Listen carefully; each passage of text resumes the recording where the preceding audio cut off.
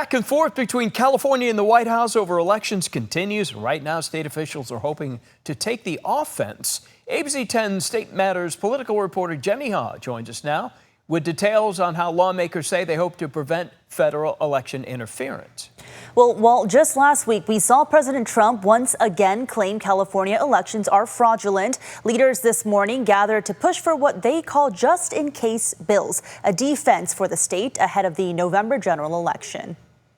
When the president says that he's going to interfere in our elections, when the president or his acolytes say that he may run for a third term, I believe him. And so Democratic State Senator Tom Umberg is pushing two election-related bills ahead of the November general election. One would allow California to remove constitutionally ineligible candidates from its ballots, like Umberg says if President Trump were to run for a third term, despite the two-term limit for presidents. You may not appear on the California ballot, and I know that seems obvious to everyone, but apparently it's not obvious to the president and his acolytes. The president has repeatedly floated the potential of a third term. We asked the White House multiple times Thursday if that is still on the table, but did not receive a direct answer. California's elections belongs to California voters.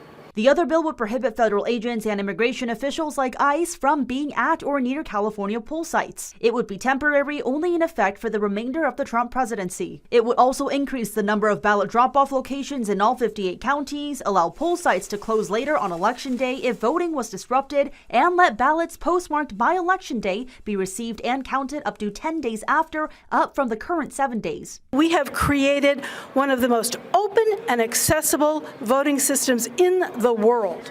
But it's such flexibility that continues to put California at the center of claims of election fraud, including by the president. Just last week, Trump alleged Democrats were stealing the primary and criticized the state's vote-by-mail system. California's Secretary of State has repeatedly stated slow does not mean inaccurate. I think he makes that perfectly clear that he doesn't like the way California does its voting system.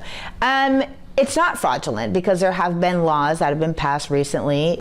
But a slow count is not a sign that something's wrong. In fact, it's a sign that things are going the right way. But Republican Assemblymember Carl DeMaio says the proposals are a partisan distraction. It's so bad that even the left-leaning New York Times this week editorialized saying that California's elections are a disaster. The Times did, in fact, put out an editorial arguing California's election system is damaging faith in government. Clean up our voter rolls, verify citizenship, and require voter ID.